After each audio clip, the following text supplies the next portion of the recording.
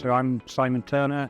I'm a researcher at Scotland's Rural College, just outside of Edinburgh, and I work in the Animal and Veterinary Sciences Department. So the idea of body condition scoring is just to assess how fat or lean the cattle are. And in the UK, it's done on a scale of 1, which is very lean, through to 5, which is quite obese. There's half points in that, but we're trying not to get too into the detail of that. But essentially, it's just ideally getting your hands on the cattle and assessing how much fat there is between the skin and the bone. Most people are looking at the animals from a distance, and that's good. We wouldn't suggest for a moment that people shouldn't do that, because you can do it every day. But we're trying to encourage people to get their hands on the animals as well, as an add-on to doing the condition scoring by eye. And the advantage of doing that is it lets you pick things up quicker. By eye, from a distance, you tend to notice when animals have already become a bit too lean or a bit overweight. Whereas if you're proactively getting your hands on the animals, then you pick things up earlier.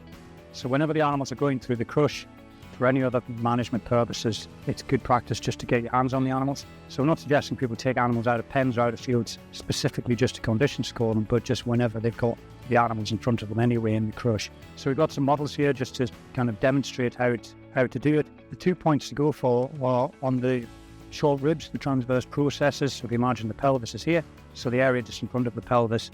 And it's a case of getting your thumb and pushing your thumb in and seeing how much you can feel the individual bones of those short ribs. And the other area is the tail head here.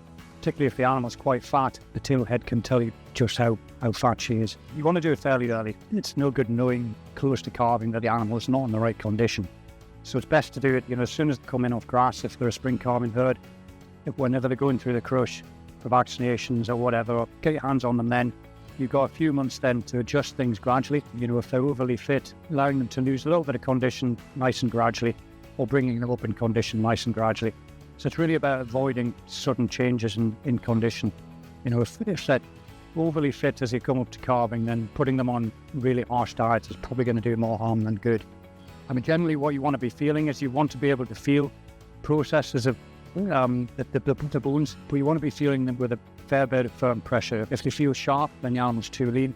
If you can't feel them at all, then she's too fit. That's kind of the safe zone. If you can keep them in that safe zone throughout the whole production cycle, then you should be okay. Once you've done a few of them and you start to feel, you get your kind of hand in, if you know what I mean, then it's an incredibly quick process. If it takes more than 10 seconds per cow, then essentially you're overthinking it. So 5 or 10 seconds when the animal's in the crush, get your hands on, about that length of time, and just assess, can I feel those bones? If so, are they sharp? If they're sharp, she's too lean. If I can't feel them at all, no matter how much I push, then she's overly fit. And, most people can judge that.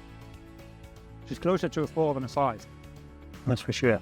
If that was 5, you'd have rolls of fat down here. There wouldn't be any hole in there at all.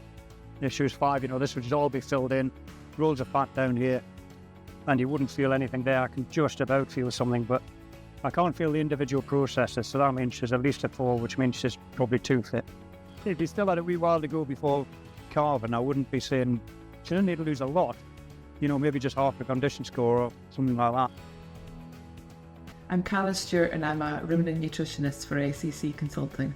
So nutrition planning and body condition scoring go hand in hand, because when you're body condition scoring the animals, we can take out the lean ones and the fatter ones and target their nutrition better. So you're probably using the same amount of feeding, but you're targeting it to those animals that need it the most. Nutrition planning can help keep costs under control and make a farm more profitable, because you're making the most of the forage that you have on the farm. So you're taking the nutrients that you have on your silage and your hay, for example, you're buying concentrates just to tailor that. So rather than sort of guessing what the animals are taking in from the forage, it's more planned out. Often farmers get put off by nutrition planning because they think it's really complicated, but actually it's a very simple process, and keeping things simple is more likely to get done. For farmers looking to do nutrition planning, get a simple silage analysis to know what the forage is on your farm, what the cattle weigh, and what your target weight gains are. So when the cattle are coming in and what weight gains you want to put on them for leaving, and just knowing these